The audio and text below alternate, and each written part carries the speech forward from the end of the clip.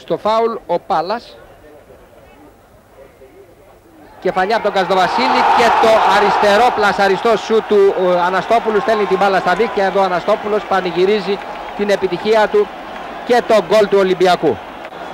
Ξανά η φάση, ο Πάλας το έκανε το φάουλ.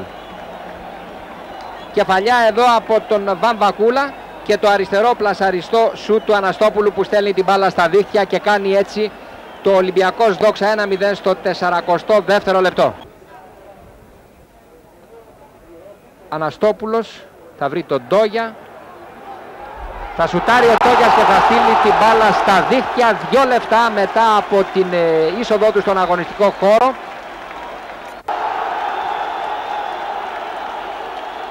Ο βολές από τον Σαργάνη. Αναστόπουλος, Τόγιας. Αναστόπουλος. Μπροστινή παλιά.